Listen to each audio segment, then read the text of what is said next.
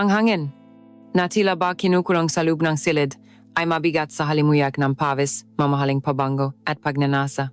Sa labas, ang walang tigil na pakpata ng ulan ay nagsisilbing musika sa isang sayaw na bawal, isang ritual na paulit-ulit nilang ginagawa sa tuwing may pagkakataon. Isang mahinang ungol ang kumawala sa malabi ni Isabel, kasabay ng pakaluskos ng mamahaling kumot na bumabalot sa kanilang mga hubat na katawan. Ang kanyang madaliri. Sa halip na itula palayo ang matipunong katawan sa ibabaw niya, ay lalo pang bumaon sa likod nito, isang paksuko sa gitna ngang, isang laban na matagal na niyang isinuko, Miguel. Halos pabulong niyang bigkas sa pangalan ng lalaki. Ang kanyang boses ay pinahalong pagsusumamo at hindi may kakailang kasiyahan. Huwag, baka may makarinig sa atin. Ngunit ang kanyang salita ay kinain ng isang halik na mapusok, nag-aalab at punong pag-angkin. Ang bawat damping ang balat sa balat, ang bawat mainit na hininga na bumubulong sa kanyang tainga, ay isang paalalang kasalanang kapwa nila ni Nanamnam. Ngunit paano nga ba nagsimula ang lahat? Paano ang isang simpleng dalaga na puno ng pangarap ay napunta sa kamangang isang lalaking may asawa sa isang bahay na hindi kanya? 6 na buwan ang nakalipas. Ang init ng araw sa Maynila ay tila ba mas nakakapasong habang nakatayo si Isabel sa tapat ng isang napakalaking gate na bakal. Suot ang kanyang pinakamagandang puting bestida at lumang sapatos, paulit-ulit niyang pinupunasan ang namamasang palat sa kanyang palda. Ang kaba sa kanyang dibdib ay mas matindi pa sa ingay ngamga, sasakyan sa kanyang likuran. Siya ay naririto para sa isang panayam, isang trabaho bilang tutor para sa anak ng isang pamilyang hindi niya. Aakalaing magiging bahagi ng kanyang buhay sa paraang hindi niya inaasahan. Bawat kasalanan ay may simula na nagbabalat kayong kabutihan. Isang desisyon na sa unay tila tama at simple. Ang tanging hangat niya noon ay isang trabaho para matustusan ang kanyang pag-aral at matulungan ang kanyang pamilya sa probinsya. Hindi niya alam na ang pagbukas na malaking gate na iyon ay hindi lamang pagpasok sa isang bagong trabaho, kundi pahakbang sa isang pintuan patungo sa isang mapanganib na landas. Isang landas kung saan siya ang magiging biktima at siya rin ang may kasalanan sa sarili niyang pagbagsak. At ang lahat ay nagsimula sa isang ngiti, isang mainit na pagtingin mula sa mga mata ng laking magiging kahinaan niya, si Miguel. Ang malaking pinto na gawa sa bakal ay dahan-dahang bumukas, lumilihang ang isang mabagal, halos nag-alangan na tunog, na tila ba ito mismo ay nag-aatubiling papasukin ang isang estranghero sa mundong matagal na nitong binabantayan. Para kay Isabel, ang tunog na iyon ay parang isang malalim na buntong hininga ng isang higante. Sumalubong sa kanya ang isang malawak na hardin na perpektong-perpekto ang pagkakagupit ng mga damo, na may mga bulaklak na tila, pinipili isa-isa ang kulay upang maging kaya-aya sa paningin.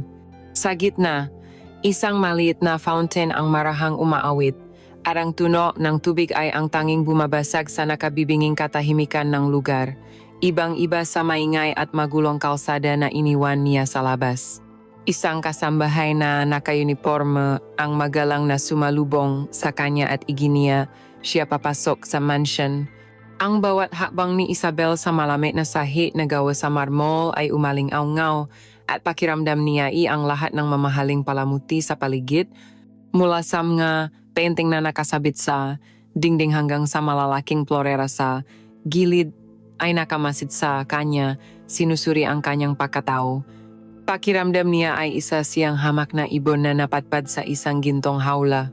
Pinaupo siya sa isang malambot na sofa sa sala, isang sala na mas malaki pa sa buong apartment na tinitirhan niya. Mula sa kinaupuan, tanaw niya ang isang malawak na swimming pool sa labas, na ang asul na tubig ay kumikinang sa ilalim ng sikat ng araw. Ang lahat ay perpekto, malinis at napakatahimik. Isang katahimikan na sa halip na magbigay ng kapayapaan ay nagdulot ng isang uri ng kalungkutan, isang pakiramdam ng pag-isa. Ilang minuto siyang nahintay. Ang kanyang puso ay kumakabog ng malakas sa kanyang dibdib. Paulit-ulit niyang binabasa ang kanyang resume na nasa kanyang kandungan kahit nasaulado na niya ang bawat salitang nakasulat dito. Maya-maya, isang presensya ang kanyang naramdaman. Hindi niya ito narinig na maglakat, ngunit naramdaman niya ang pagbabago sa hangin. Pag-angat niyang kanyang tingin, nakatayo na sa di kalayuan ang isang lalaki. Hindi ito ang asawa na inaasahan niyang makakausap. Ito ay si Miguel. Nakasuot lamang itong simpleng itim na polo shirt at kulay abong slacks, ngunit mayroon sa kanyang tindig sa paraan ng kanyang pagdadala sa sarili na sumisigaw ng kapangyarihan at kumpiyansa. Nasa mga huling taon na siyang kanyang edad 40, ngunit ang panahon ay tila naging mabait sa kanya. May manggaguhit na sa gilid ng kanyang mamata, ngunit ito'y nagdagdag lamang sa kanyang karisma. Ang kanyang buho ay may ilang puti na, ngunit maayos itong nakasuklay. Isang mahinang amoy ngang mamahaling pabango na may halong kape ang humalo sa hangin. Miss Isabel, tanong nito. Ang kanyang boses ay malalim at mahinahon.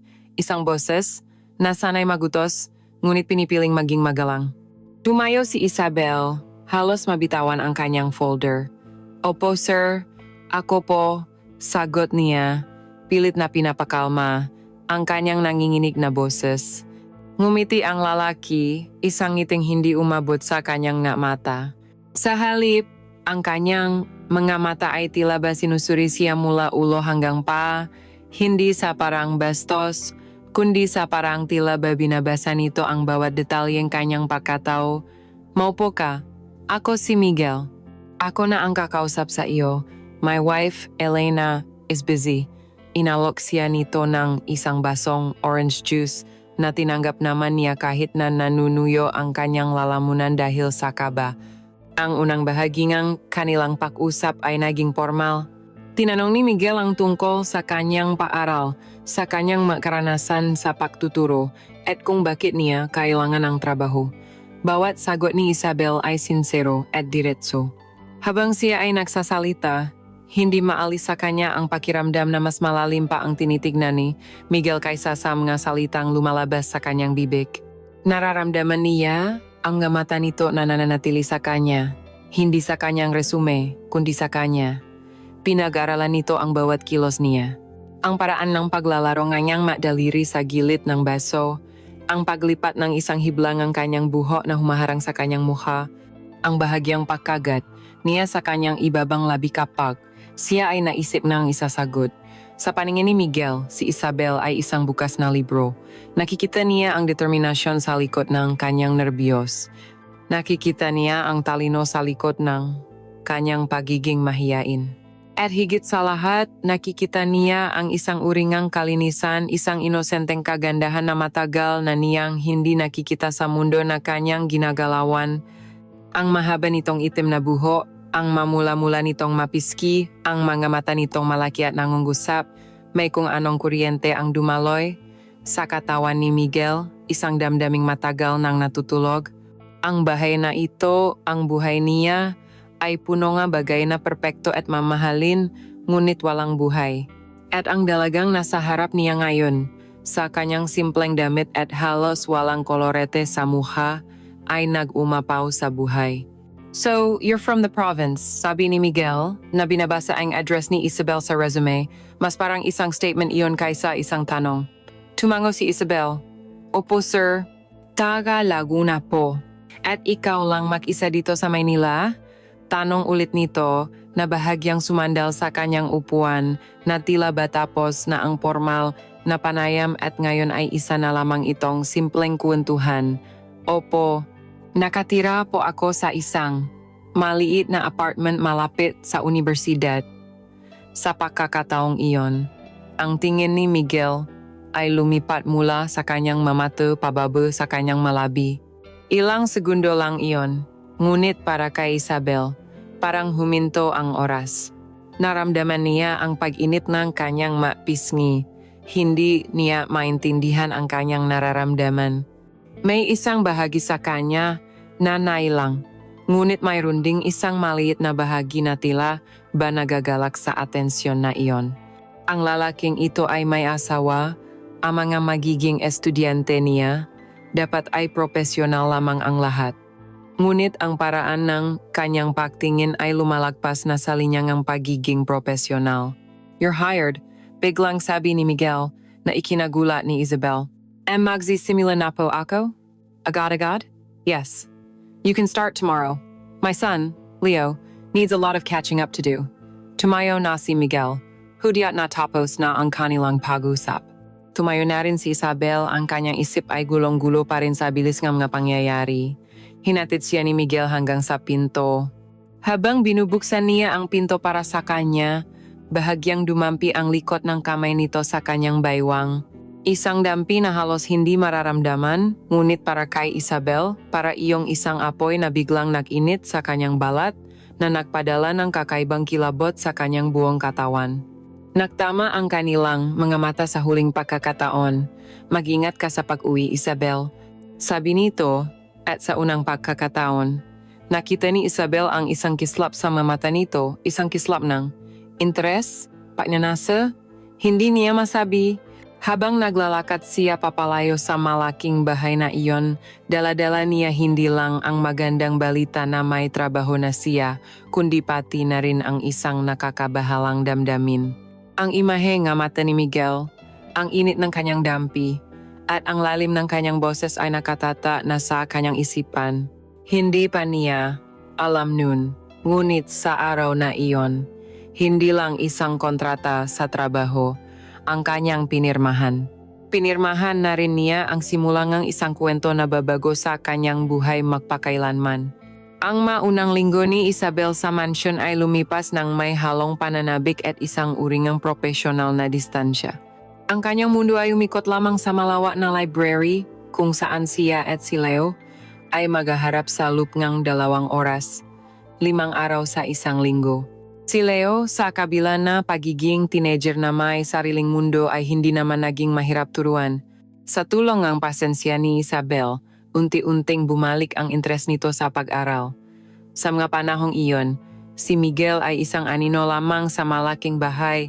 Madalas ay naririnig lamang ni Isabel ang ugong ng mamahalin nitong sasayan paalis sa umaga at pauwi sa gabing-gabi na matagal nang tapos ang kanilang session.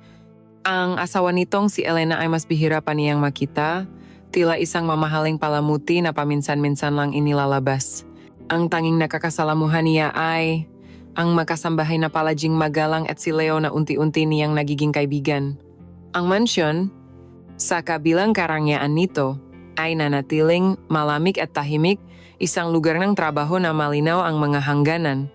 Ngunit ang mga hangganang iyon ay unti-unting lumabo, hindi sa isang biglaang pagguho, kundi sa dahan-dahang pagkatunaw na halos hindi namamalayan.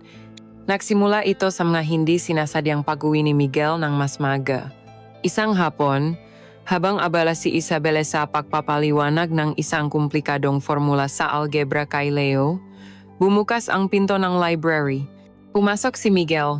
May dalang itim na leather briefcase at bahagyang nakaluwag na ang kurbata. "Oh, pasensya na kung nakabala ako," sabi nito, na may ngiti sa labi. "May kukunin lang akong dokumento." Ngunit hindi ito umalis agad. Sumandal ito sa hambangang pinto, at pinanood sila ng ilang sandali na may kakaibang kislap sa kanyang mamata. "Mukhang magaling ang young guro, Leo. For the first time, you look interested in your books." Isang simpleng papuri, ngunit ang paraan ng pagbikas nito, habang ang kanyang mata ay nakatuon kay Isabel, ay nagdulot ng pamilyar na kaba sa dibdib ng dalaga. Mula noon, naging mas madalas ang kanyang magang pag-uwi.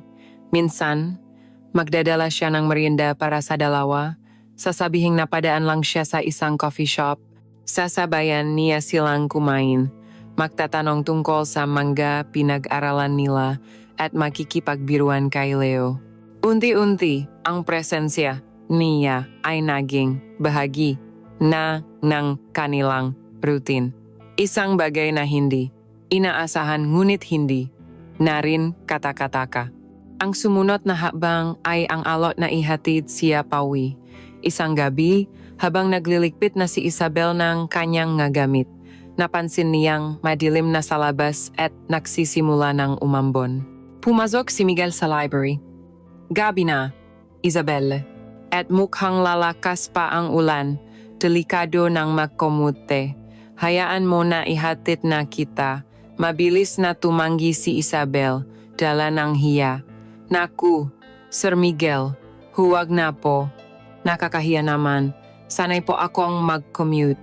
Ngunit mapilit si Miguel, ginamit ang tono ang isang nag-alalang ama o amo. Hindi, Isabel, I insist. Konsensya ko pa kung may mangyari sa iyo. Ang mga kalsada ngayon, hindi na ligtas, lalo na sa gabi.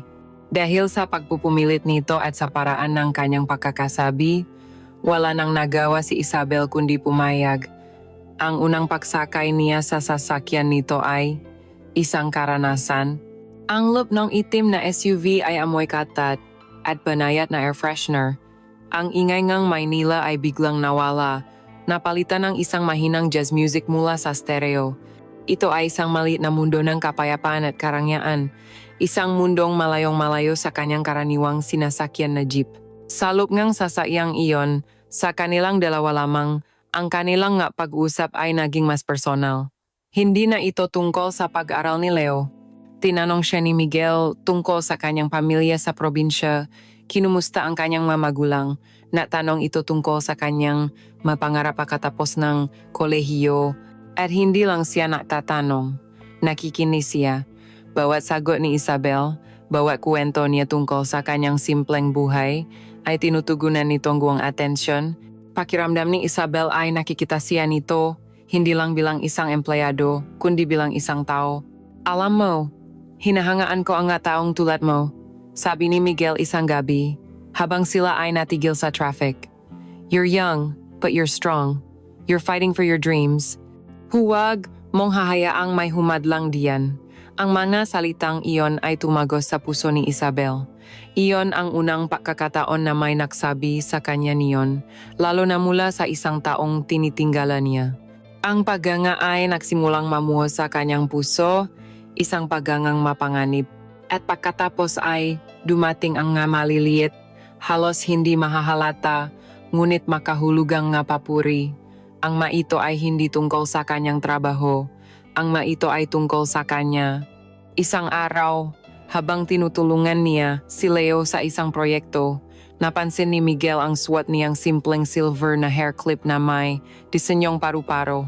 That's a nice clip, sabi nito na nakatayo sa likuran niya.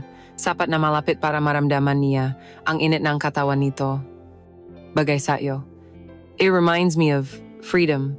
Natigilan si Isabel, hindi alam ang isasagot. Sa ibang pagkakataon, habang pasakay siyang kotse nito, isang mahinang amoy ang napansin ni Miguel. Your shampoo, sabi nito, na may maliit na ngiti. It smells like flowers. Jasmine, maybe? Namula ang buwang mukha ni Isabel. Paano nito napansin ang ganong kalit na detalye? Ang mapapuring iyon ay tila mabinhina itinatanim ni Miguel sa isipan ni Isabel. Sa gabi, bago matulog, inaalala niya ang maiyon.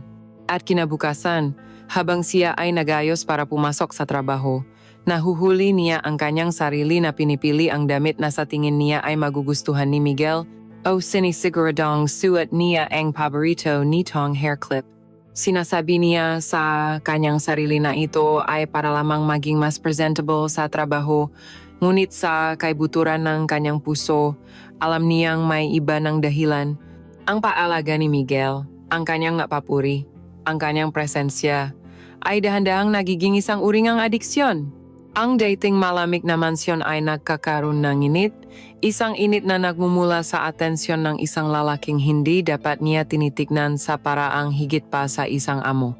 Ang dating profesional na relasyon ay unti-unti nang nababahira ng isang kulay na mas mapusok, mas komplikado at mas mapanganib. Ang hangin sa pagitan nila ay unti-unting nababago, hindi na ito ang dating formal na relasyon sa pagitan ng isang amo at isang empleyado. Ito ay nagiging isang masalan na sayaw ang mga pasulyap-sulyap na tingin, mga ngiting may mas malalim na kahulugan, at mga pag-usap na kahit tungkol sa ordinaryong bagay ay tila ba may nakatagong pangungusap. Si Isabel, sa kanyang parte, ay pilit na iwinawak ang nga ito. Sinasabi niya, sa kanyang sarili na siya ay nag-imagine na lamang na ang kabaitan ni Miguel ay natural lamang sa isang taong may magandang kaluban, ngunit ang kanyang puso, ang traidor niyang puso, ay may ibang sinasabi. Bawat pagdating ni Miguel, bawat pagdaan nito sa library, ay nagdudulot ng isang maliit na kaba sa kanyang dibdib, isang uringang pananabik na pilit niyang itinatago kahit sa kanyang sarili. Isang hapon habang puspusan ang kanilang paaral ni Leo para sa nalalapit na pagsusulit nito sa science, kinailangan ni Isabel na ipaliwanag ang isang konsepto gamit ang isang diagram sa libro. Upang mas maipakita ito, bahagya siyang yumuko palapit kay Leo. Ang kanyang mukha ay ilang pulgada na lang ang layo mula sa balikat ng binatilyo. Sa dikalayuan, sa isang silyon sa gilid ng library, nakaupo si Miguel, na kunwari inagbabasa ng diaryo. Ngunit ang kanyang mata ay wala sa nakasulat na balita. Ito ay nasa 2 taong nasa harap niya. Nakikita niya ang paraan ng paglipat ng buhok ni Isabel sa tuwing igagalaw nito ang kanyang ulo na naglalantat sa kanyang maputi at makinis na lig. Nakikita niya ang determinasyon sa kanyang mamata habang matiyaga niyang ipinapaliwanag ang aralin sa kanyang anak. Sa sandaling iyon, hindi isang tutor ang nakikita ni Miguel, kundi isang babay sa kanyang buong kabataan at kasiglahan, isang imahe na matagal nang nawala sa kanyang sariling pamumuhay. Sa kanyang pag-abot sa isa pang libro na nasa kabilang dulo nga mesa, hindi sinasadyang nasagingang siko ni Isabel ang isang mataas na basong tubig. Sa isang iglap, ang malamig na tubig ay tumapon, kumalat sa mga papel ni Leo at, ang pinakamasama sa lahat, ay bumasa sa malaking bahagi ng kanyang puting blusa. Naku! Gulat na sabi ni Isabel na mabilis na tumayo. Si Leo ay nataranta, hindi alam ang gagawin. Ngunit si Miguel, sa isang kisap mata, ay nakatayo na at nasa tabi na niya.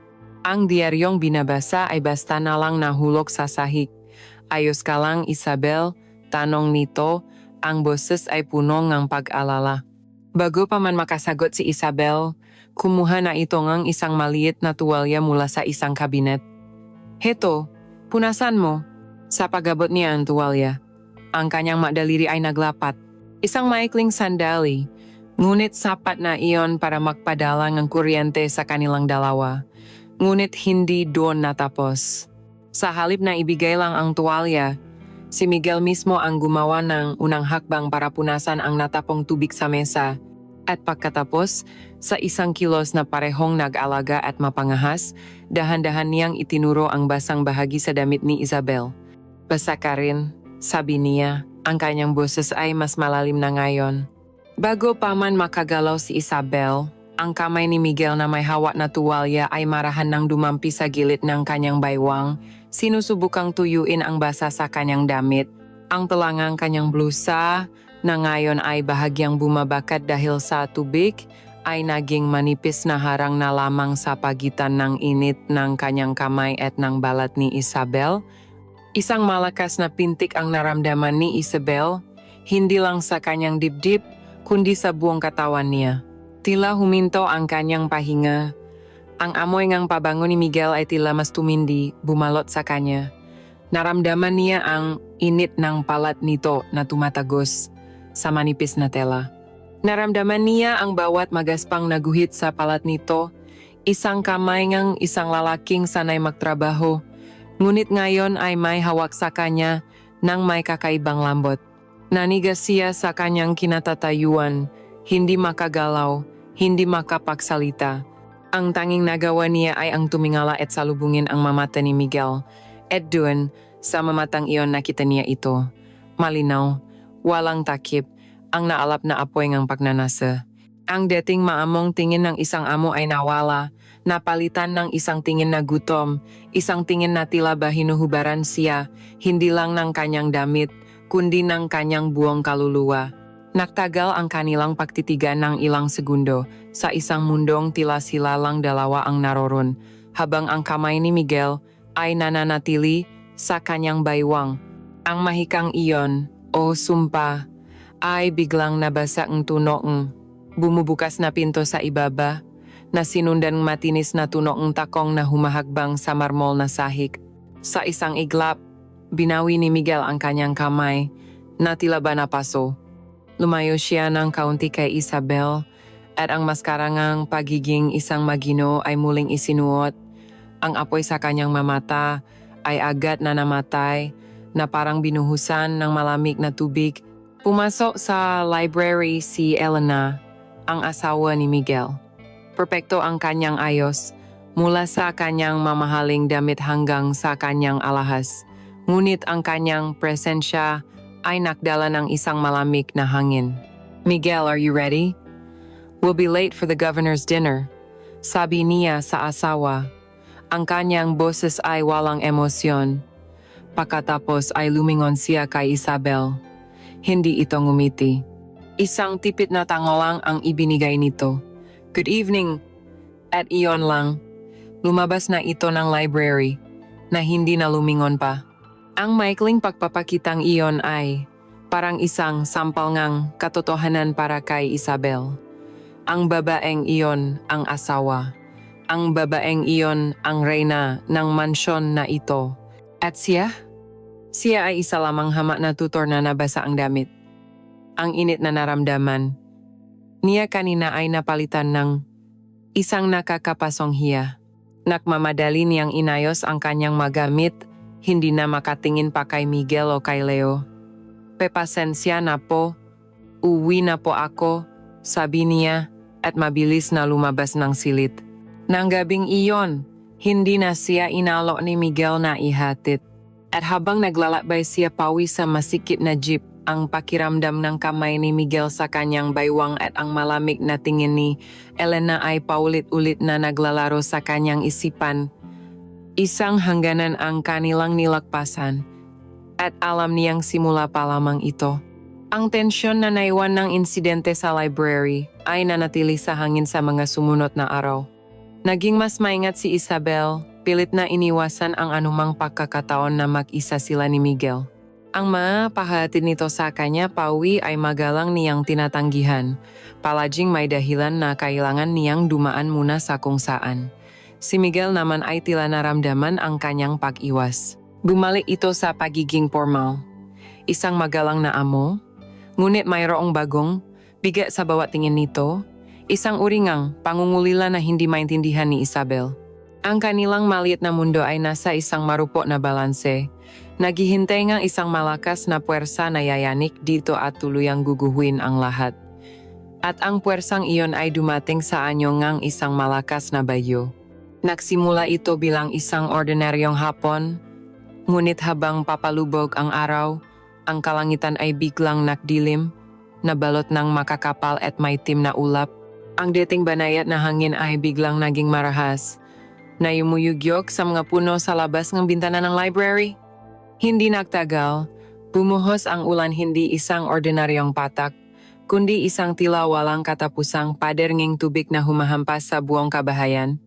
Sinabayan ito ang malalakas na kulog at matatalim na kidlat na panandaliang nagbibigay liwanag sa nangingit-ningit na kalangitan. Tapos na ang kanilang session ni Leo, ngunit si Isabel ay nakatayo lamang sa tabing bintana, pinapano ang bagsik ng kalikasan ng may lumalaking pag-aalala. Imposibleng makawi siya sa ganitong panahon. Ang makalsada ay tiyak na bahana at wala ng masasakyan. "Mukhang dito ka naaabutan ng gabi, Isabel." Ang boses ni Miguel sa kanyang likuran ay nakpatindi ng kanyang balahibo. Hindi niya namalayan ang pagpasok nito. Paglingon niya, nakita niya itong may hawak na dalawang tasa. "Huwag mo nang alalahanin ang pag-uwi. It would be foolish to go out in this storm. Tumawag ka na sa kasama mo sa apartment at sabihing ligtas ka dito." May autoridad sa kanyang boses, ngunit mayroon ding hindi may kakailang pag-alala na nagpainit sa puso ni Isabel. Iginiya siya nito palayo sa library at patungo sa mas komportableng sala kung saan ang mailaw ay bahagyang nakadim at may mahinang apoy na sa fireplace. Biglang kumidlat ng malakas at kasunod niyon ay ang pagpatay sindi nga ilaw hanggang sa tuluyan ng nakdilim. Isang mahinang tili ang kumawala kay Isabel. Sa dilim naramdaman niya ang kamay ni Miguel na marahang humawa sa kanyang braso. "Huwag kang matakot. Nandito lang ako." Sanay na kami sa ganito. Ang kanyang pahawak ay panandalian lamang, ngunit ang init niyon ay nanatili. Isang pangakong hindi siya nag-isa. Ilang sandali pa. Ang bahay ay muling nakaliwanag dahil sa emergency generator. Ngunit sa halip na buksan ang lahat ng ilaw, hinayaan ni Miguel na manatiling madilim ang paligid, maliban sa liwanag mula sa apoy at sa ilang kandila na sinindihan nito. Ang dating malawa at malamig na sala ay biglang naging isang maliit at pribadong espasyo, isang santuwaryo mula sa nagwawalang bagyo sa labas. Iniabot nito sa kanya ang isang tasangang mainit na tsaa. Para kumalma ka, sabi nito. Naupo sila sa makabilang dulo ng isang mahabang sofa. Ang tanging ingay na maririnig ay ang hampas ng ulan sa mabintana at ang lagitik ng apoy. Sa katahimikang iyon, sa ilalim ng malambot na liwanag, tila nawala ang mapader na kanilang itinayo. Hindi na siya ang amo, at hindi na siya ang tutor. Sila ay 2 tao lamang na makasama sa isang gabing ng bagyo. Nakakatawa, hindi ba? Basak ni Miguel sa katahimikan, ang kanyang boses ay malungkot. Ganito kalaki ang bahay na ito. Puno nga mamahaling bagay na pinahirapan ko, pero sa mga gabing tulad nito, kapag ang tanging kasama mo lang ay ang ingay ng ulan, dito mo mararamdaman kung gaano ka talaga nag-isa. Napatingin si Isabel sa kanya. Nakita niya ang isang bahagi ni Miguel na hindi pa niya nakikita kailanman.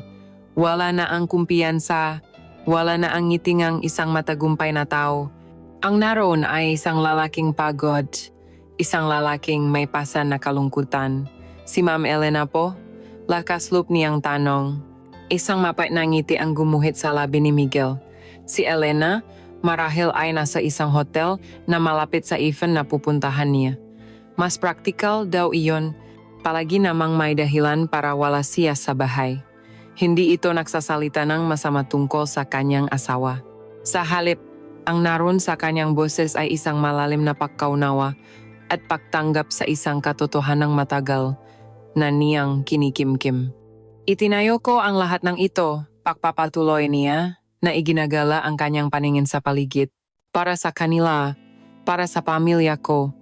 Akala ko, kapag naibigay ko na ang lahat ng material na bagay, magiging masaya na kami. Pero habang lumalaki ang bahay, tila lalo kaming lumalayo sa isa't isa. Si Leo may sariling mundo. Si Elena may sariling buhay. At ako ang tagabigay, ang posteng tahanan. Pero minsan, pakiramdam ko, isa lang akong multo sa sarili kong bahay. Isang multo na naglalakad sa mga pasilyo, tinitignan ang malitratong, nagpapaalala sa akin ng mga panahong mas simple pa ang lahat. Huminto siya at tumingin ng diretso kay Isabel. Ang kanyang nga mata ay nangungusap, puno ngang isang emosyon na hindi pa nakikita ni Isabel mula sa kanya. Patawarin mo ako. Hindi ko dapat sinasabi sa iyo ito. Pero, matagal na rin kasi mula nung may nakausap, ako na nakikinig. Sa mga sandaling iyon, ang lahat ng pag-iwas at pagdududa ni Isabel ay natunaw. Ang nakikita niya sa kanyang harapan ay hindi isang mapanuksong lalaki, kundi isang kaluluwang nalulunod sa kalungkutan. Ang naramdaman niya ay hindi takot, kundi isang matinding awa at isang hindi may paliwanag na pagnanais na pagaanin ang kanyang nararamdaman. Dahan-dahan, inilapit niya ang kanyang kamay at marahang ipinatong sa kamay ni Miguel na nakapatong sa sofa. Nakikinig po ako, sabi niya sa isang mahinang bulong. Ang simpleng pagdampi na iyon, ang simpleng pangusap na iyon, ang siyang tuluyang gumiba sa huling pader na nakapagitan sa kanila. Ang seduksyon ay hindi na lamang pisikal, ito ay naging emosyonal. At sa isang gabi ng bagyo, sa gitna ng dilim at liwanag ng kandila, isang bagong ugnayan ang nabuo. Isang ugnayan na mas mapanganib pa kaysa sa anumang pagnanasang pisikal, dahil ito ay nabuo mula sa pinagsamang kalungkutan at pangunawa. Ang ulan ay tumila, ngunit ang bagyo sa loop ni na Isabel at Miguel ay nagsisimula pa lamang. Ang gabing iyon ng pag-usap ay nag-iwan ng isang permanenteng bakas. Isang hindi nakikitang sinulit na nag-ugnay sa kanilang makaluluwa. Ang dating paiwas ni Isabel ay napalitan ng isang mapanganib na pagkamausisa. Ang formalidad ni Miguel ay napalitan ng isang mas mainit, halos mapag-angking pagtingin. Ang bawat pagtatakbo nila sa library, kahit nakasama pa si Leo, ay mayroon ng kuryenteng bumabalot sa hangin. Ang simpleng pag-abot ng libro, ang hindi sinasadyang pagdadayti ng kanilang kamay, ay nagiging maliliit na apoy na lalong nakpapaliyab sa isang damdaming hindi na nila kayang kontrolin. Alam nilang pareho na naglalakad sila sa isang napakakitid na tulay, at isang maling hakbang lang ay pareho silang mahuhulog sa bangin. At ang pagkakataon para sa maling hakbang na iyon ay dumating ng mas maaga kaysa sa kanilang inaasahan. Isang Huwebes ng hapon, nakatanggap ng tawag si Isabel mula kay Miguel. Si Leo at ang makaklase nito ay may 3 araw na school camping na magsisimula kinabukasan. Ibig sabihin, wala siyang pasok sa loop ng 3 araw. Isang bahagi niya ay nakahinga ng maluwag 3 araw na malayo sa tukso, malayo sa mga matang nangungusap ni Miguel. Ngunit bago pa man niya tuluyang namnamin ang ideyang iyon, nagsalita ulit ang lalaki sa kabilang linya. Isabel, bago ka magbakasyon, pwede mo ba akong tulungan? Biglang nagloloko ang computer ni Leo at kailangan niya ito pagbalik niya. Sinubukan ko ng ayusin pero sumasakit lang ang ulo ko. Isang manipis na dahilan. Isang halos halatang paanyaya. Alam ni Isabel sa kaibuturan ng kanyang puso na hindi sira ang computer. Ngunit ang boses ni Miguel sa telepono na may halong helplessness at isang banayat na pagsusumamo ay isang musikang hindi niya kayang tanggihan. Sige po sir, dadaan po ako diyan mamayang gabi pagkatapos ng klase ko. Sagot niya, at sa pagsabi niya ng mga salitang iyon, alam niyang pumayag na siya hindi lang sa pagayos ng computer, kundi sa isang bagay na mas malalim at mas mapanganib. Pagdating niya sa mansyon ng gabing iyon, ang paligid ay kakaiba. Ang karaniwang liwanag na nagmumula sa malalaking chandelier ay patay. Sa halip, ang tanging nakbibigay liwanag ay ang maliliit at may init na ilaw ng lampshade na nakbibigay sa buong sala ng isang malambot at intimong aura. Walang mga kasambahay na sumalubong sa kanya. Si Miguel mismo ang nagbukas ng pinto. Nakasuot ng simpleng V-neck shirt at pajama pants na tila ba matagal na siyang hinihintay. May naamoy siyang masarap na pagkain na nakmumula sa kusina. Mabutit nakarating ka, sabi nito, na may ngiting hindi na kasing formal ng dati. Ang lahat ng paalinlangan ni Isabel ay tila bulang naglaho. Dinala siya nito sa kwarto ni Leo, at gaya ang inaasahan, ang computer ay walang sira. Isang simpleng peg-restart lang ang kinailangan. Ang buong proseso ay hindi man lang umabot ng 5 minuto, ngunit ang 5 minutong iyon ay puno ng tensyon. Nakatayo si Miguel sa kanyang likuran, malapit na malapit, at nararamdaman ni Isabel ang init ng katawan nito, naamoy ang pabango nito, at ang kanyang buong pag-isip ay hindi na mapalagay. Salamat, sabi ni Miguel pagkatapos ng kanilang pagkukunwari. Nagabala ka pa, bilang pasasalamat, nagluto ako ng hapunan. Please, samahan mo akong kumain. Napakatahimik ng bahay na ito kapag wala si Leo. Hindi na ito isang tanong o isang alok. Ito ay isang paanyaya na hindi niya matatanggihan. Dinala siya nito hindi sa malaking dining room, kundi sa isang maliit na mesa sa may hardin, sa tabingang kumikinang na swimming pool. May 2 kandila sa gitna ng mesa at 2 kopita ng alak. Ito ay isang perpektong romantikong hapunan. Habang sila'y kumakain, ang kanilang pag-usap ay lumayo na sa trabaho at sa pag-aral. Nakwento si Miguel tungkol sa kanyang pangarap noong bata pa siya, tungkol sa kanyang hilig sa pagpipinta na matagal na niyang tinalikuran. Nakwento naman si Isabel tungkol sa kanyang pamilya, sa kanyang masimpleng kaligayahan. Sa gabing iyon, sa ilalim ng bituin, nakita nila ang isa't isa hindi bilang amo at empleyado, kundi bilang si Miguel at si Isabel.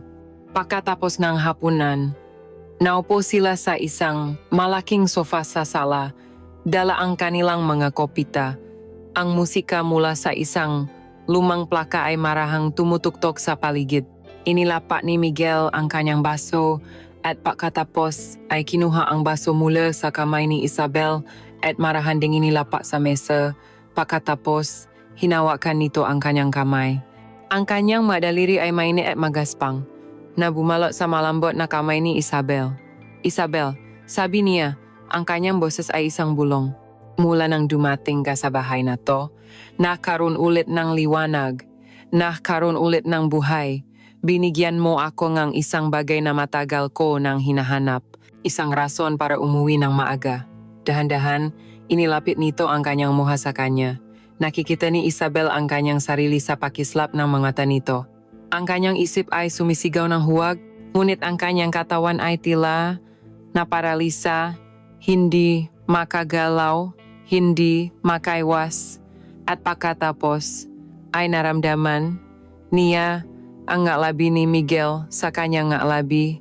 Ang unang halik ay malambot na alangan na tila ba nagtatanong ng pahintulot. Hindi tumugon si Isabel, ngunit hindi rin siya umiwas. At iyon ang naging senyales para kay Miguel. Ang halik ay lumalim, naging mas mapusok, mas nag-alab. Isang halik na lasang alak at maraming taon ng kalungkutan at pangungulila. Ang isang kamay ni Miguel ay humawa sa kanyang bato, habang ang isa naman ay marahang gumapang sa kanyang baywang at dahan-dahan siyang inihiga sa malambot na sofa. Sa pagitan ng mahalik, habang ang bibig ni Miguel ay bumababa sa kanyang lig, nakaroon ng isang sandali ng kalinawan si Isabel. Itinulak niya ng bahagya ang dibdib nito. Sir Miguel, halos pawas niyang sabi, hindi po ito tama. Ang kanyang pagtuto ay mahina, walang lakas kinakain ng sarili niyang pagnanasa. Tumingin si Miguel sa kanyang mamata. Ang mamata nito ay nagmamakaawa, nagpapakita ngang isang matinding pangangailangan na ngayon niya lang nakita. Isabel, bulong nito sa kanyang pangalan na parang isang dasal.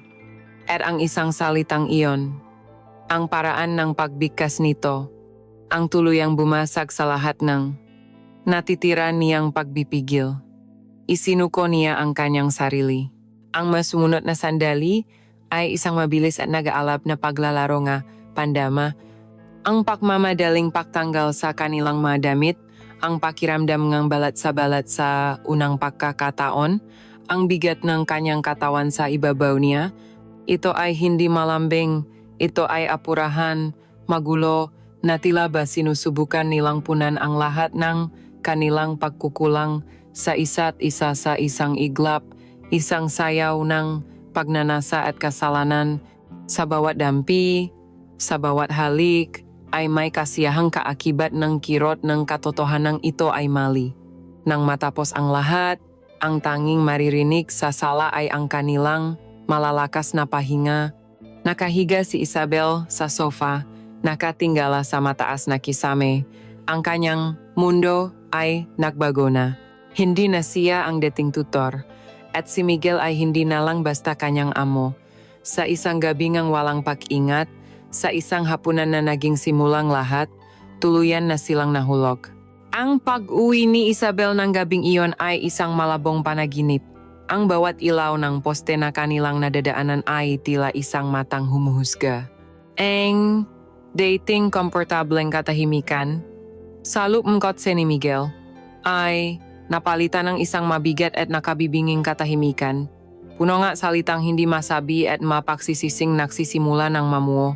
Walang salitang namutawi sa kanilang mga bibig hanggang sa huminto ang sasakyan sa tapat ng kanyang apartment. Mag-ingat ka, iyon lang ang sinabi ni Miguel. Ang kanyang boses ay garalgal. Ang kanyang nga mata ay nakatuon sa daan. Hindi makatingin ng diretso sa kanya. Mabilis na bumaba si Isabel, hindi na lumingon pa, at dali-daling tinahak ang daan papasok sa kanyang munting mundo, na ngayon ay tila mas maliit at mas nakakapanikip kaysa dati. Pagpasok niya sa kanyang kwarto, isinandal niya ang kanyang likod sa pinto at dahan-dahang napaupo sa sahig. Dun, sa ilalim ng liwanag ng isang mahinang bumbilya, ang lahat ng nangyari ay bumalik sa kanya ng buong buo. Ang init ng mahalik ni Miguel, ang bigat ng kanyang katawan, ang pakiramdam ng kasalanan na kasabay ng hindi niya may paliwanag na kasiyahan. Ang maalalang iyon ay parang mga multo na sumasayaw sa kanyang isipan, parehong kaakit-akit at nakakatakot. Napahagulhol siya, hindi dahil sa pagsisisi lamang, kundi dahil sa isang malalim na kalituhan. Sino na siya ngayon? Ang dalagang puno ng pangarap na nagtatrabaho ng marangal ay tila naglaho na salop lamang ng isang gabi. Ang pumalit ay isang babaeng bumigay sa tukso, isang krida, isang mang-agaw. Ang masalitang iyon ay paulit-ulit na tumatatak sa kanyang isipan, bawat isa ay parang isang matulis na punyal. Pumasok siya sa banyo at paulit-ulit na kinuskos ang kanyang sarili sa ilalim ng malamig na tubig ng shower na tila ba sa ganong paraan ay mahugasan niya ang dumi ng kanyang nagawang kasalanan. Ngunit ang alala ng haplos ni Miguel ay nakatata na hindi sa kanyang balat kundi sa kaibuturan ng kanyang kaluluwa. Kinabukasan, hindi siya pumasok sa kanyang klase.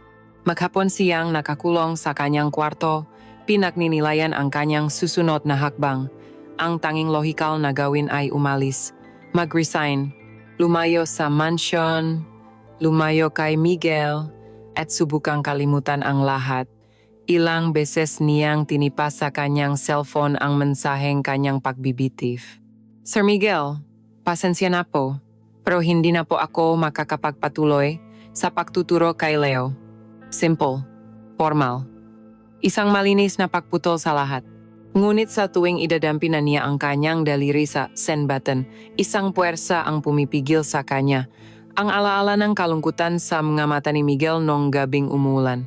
Ang pakiramdam na sa unang pagkakataon, may isang taong nakakita sa kanya, nakinig sa kanya, at higit sa lahat, ang hindi may kakailang katotohanan na sa kabilang lahat, isang bahagi niya ay naghahanap-hanap sa mga sandaling iyon. Habang siya ay nasa gitna ng kanyang pag-alinlangan, isang tunok mula sa kanyang cellphone ang gumising sa kanya mula sa kanyang pag-isip. Isang mensahe mula kay Miguel. Hindi ito isang mensaheng pahinging tawad na magpapatunay lamang sa kanilang kasalanan. Sa halip, ito ay isang simpleng tanong. Kumain ka na ba ng almusal? Huwag mong papabayaan ang sarili mo. Ang simpleng mensaheng iyon na punong pag-aalala ay tila isang mainit na kumot na bumalot sa kanyang nanlalamig na puso. Mas epektibo pa ito kaysa sa anumang pahingi ng tawad. Pinaparamdam nito sa kanya na ang nangyari ay hindi lang isang pagkakamali kundi simula ng isang bagay kung saan may isang taong nag-aalaga sa kanya. Sinundan pa iyon ng iba pang mensahe sa buong araw. Kumusta ang araw mo? Iniisip kita. Naalala ko ang amoy ng buhok mo. Bawat mensahe ay isang pata ng lason, isang matamis na lason na dahan-dahan niyang iniinom na nagpapalimot sa kanya sa lahat ng kanyang pag-alinlangan. Nagtayo si Miguel ng isang digital na mundo para sa kanilang dalawa, isang mundong pribado kung saan walang asawa, walang anak, walang kasalanan, at pagkatapos ay dumating ang pinakamabigat na dago sa kanyang determinasyon. Isang notifikasyon mula sa kanyang bangko. Isang malaking halaga ng pera ang pumasok sa kanyang account. Isang halagang katumbas ng ilang buwang sahot niya. Kasunod nito ay isang mensahe ulit mula kay Miguel. A little bonus for all your hard work and for helping me with the computer. Ang puso ni Isabel ay nagsimulang kumabog ng mabilis. Bonus. Alam niyang hindi iyon bonus. Iyon ay bayad. Bayad para sa nangyari sa sofa. Isang alon ng kahihiyan ang bumalot sa kanya. Pakiramdam niya ay isa siyang bayarang babay. Ngunit kasabay ng kahihiyan ay ang isang malamig, praktikal na boses sa kanyang isipan. Ang parang iyon. Sapat na iyon para bayaran ang natitira niyang matrikula. Sapat na para maipagawa ang bubong ng bahay nila sa probinsya. Sapat na para hindi na mamroblema ang kanyang magulang sa loob ng ilang buwan. Ang pera, na simbolo ng kanyang kasalanan, ay siyaring solusyon sa lahat ng kanyang problema. Ang tukso ay hindi na lamang emosyonal. Ito ay naging material, isang bagay na nahahawakan, isang bagay na kayang bilhin ang kanyang kapayapaan ng isip, kapalit ng kapayapaan ng kanyang kaluluwa. Hindi niya naipadala ang mensaheng pagbibitiw. Hindi niya rin ibinalik ang pera. Ang kanyang pananahimik ang naging sagot niya sa lahat ng tanong ni Miguel. At mula sa araw na iyon, isang bagay ang nagbago kay Isabel. Ang dahan-dahan niyang pagtanggap sa kanyang bagong papel ay nagsimulang makita sa kanyang panlabas na anyo. Isang araw, pagkatapos ng klase, sa halip na umuwi, natagpuan niya ang kanyang sarili sa loob ng isang department store. Ginamit niya ang isang maliit na bahagi ng pramula kay Miguel. Pinatmasdan niya ang kanyang sarili sa salamin, suot ang kanyang karaniwang simpleng t-shirt at maong. At sa unang pagkakataon, nakita niya ito bilang isang kasuotan ng isang inosenteng bata, hindi isang kasuotan para sa babae ni Miguel. Bumili siyang isang bagong bestida, isang kulay pulang bestida na bahagyang bumabakat sa kanyang katawan. Bumili siyang isang bagong lipstick. Bumili siyang isang pabango na amoy jasmine, ang amoy na sinabi ni Miguel na gusto nito. Ang mabagay na iyon ay hindi lamang basta magamit. Ang maiyon ay isang uniforme, isang pag-ari sa isang bagong pagkatao na dahan-dahan niyang niyayakap. Ang dusa at pek-alinlangan ay naron pa rin. Ngunit ngayon ay nababalutan na ito ngang isang manipis na layer ngang pagtanggap at isang lihim na kagalakan sa bagong kapangyarihan na kanyang nararamdaman. Ang dating tutor ay natututo ng maging isang krida. Ang pagbabalik ni Leo mula sa camping ay nagbalik din ng dating routine sa mansion, ngunit sa panlabas na anyo lamang. Dahil sa ilalim ng mga sesyon ng algebra at history, sa likod ng mga formal na pagbati at paalam, ay may isang lihim na nag-alab. Isang kuryenteng dumadaloy sa pagitan nina Isabel at Miguel sa tuwing sila'y magkakatinginan. Ang mamensahe sa gabi ay naging mas mapangahas, puno nga pangako at mga salitang naglalarawan ng kanilang maalaala sa sofa. Si Isabel ay nabubuhay na ngayon sa dalawang makaibang mundo. Sa umaga, siya ang dedikadong tutor at estudyante, ngunit sa gabi, sa ilalim ng liwanag ng kanyang cellphone, siya ay nagiging isang babaeng punong pagnanasa na binubuhay nga masalitang isang lalaking hindi naman kanya. Ang pagiging kontento sa masalita ay hindi nagtagal. Ang pagnanasa, kapag natikman na, ay palaging naghahanap ng higit pa. Isang gabi, sa kalagitnaan ng kanilang pagtuturo, nakatanggap ng text si Isabel mula kay Miguel na nasa kanyang opisina lang sa kabilang silid. May sorpresa ako para sa iyo bukas ng gabi. Huwag kang gagawa ng ibang lakad. Susunduin kita. Hindi iyon isang tanong. Iyon ay isang utos. Kinabukasan, gaya ng napag-usapan, isang hindi pamilyar na kotse ang naghihintay sa kanya sa labas ng kanyang apartment. Ang driver ay nagabot sa kanya ng isang susi at isang address, walang ibang sinabi. Ang kanyang puso ay kumakabog ng malakas habang siya ay nag-isip kung ano ang naghihintay sa kanya. Ang address ay nagdala sa kanya sa isang mataas at modernong condominium sa gitna ng Bonifacio Global City. Pumasok siya sa elevator. Ang kanyang nanginginig na kamay ay mahigpit na hawa ang susi. Pagbukas niyang pintong unit sa ika-35 palapag, isang tanawin ang sumalubong sa kanya.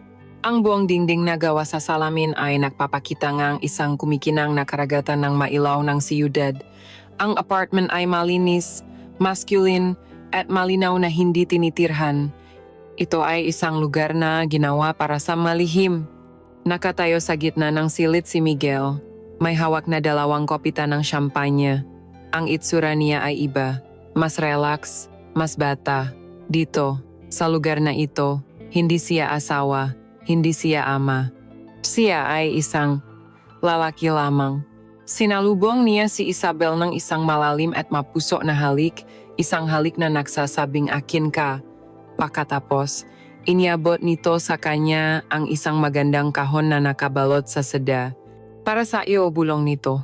Nang buksan ni Isabel ang kahon, isang napakagandang piraso ang kasuotan ang kanyang nakita, isang itim. Nalase na nightgown, manipis, delikado, at mapangakit. Halos wala itong itinatago. Gusto kong makita yan na suot mo, sabi ni Miguel. Ang kanyang boses ay mababa at puno ng utos. Pumasok si Isabel sa silid tulugan. Ang kanyang makamay ay nanginginig habang hinahawakan ang malambot na tela. Ito ay isang malinaw na simbolo. Sa pagsusuot niya nito, hindi na niya itinatago ang kanyang katawan, kundi inaalay na niya ito. Nagtagal siya sa harap ng salamin, tinitiknan ang kanyang refleksyon. Pagkatapos ay huminga siya ng malalim at lumabas. Ang reaksyon ni Miguel ay hindi basta pagnanasa. Ito ay pagsamba. Mula sa kanyang kinaupuan, pinakmasdan niya si Isabel na tila ba ito isang obra maestra na ngayon niya lang nakita. Ang kanyang mata ay dahan-dahang gumalaw. Sinusuri ang bawat pulgada ng kanyang katawan na bahagyang nababalutan ng itim na lash. Mula sa kanyang buhok na nakalugay sa kanyang mabalikat, sa kanyang leg na tila ba nag-aanyaya ng mga halik. Ang manipis na tela ay halos hindi matakpan ang kanyang dibdib na bilugan at buo, na lalong nagbibigay diin sa kulay rosas na dulo nito. Sinundan ng kanyang tingin ang pakurba ng kanyang baywang, hanggang sa kanyang balakang, at sa kanyang napigi na perpektong hinulma. Para kay Miguel, si Isabel ay ang sagisak ng pabataan, ng buhay, ng lahat ng bagay na nawala na sa kanyang mundo. Tumayo siya at dahan-dahang lumapit na tila ba natatakot na baka ang magandang pangitain sa kanyang harapan ay bigla na lang maglaho. Hinawakan niya ang baywang ni Isabel at naramdaman niya ang marahang panginginig nito. Perpekto, bulong niya sa tainga nito. Mas perpekto ka pa kaysa sa aking nga pangarap. Ang mas sumunod na sandali ay kabaliktaran ng kanilang unang pagkikita sa sofa. Walang pagmamadali, walang pagkataranta. Ang lahat ay mabagal, sinasadya, puno ng pagtuklas. Binuhat siya ni Miguel at dahan-dahang inihiga sa malambot na kama kung saan ang tanging liwanag ay namumula sa mga ilaw ng siyudad sa labas. Ito ay isang gabi ng pagsamba.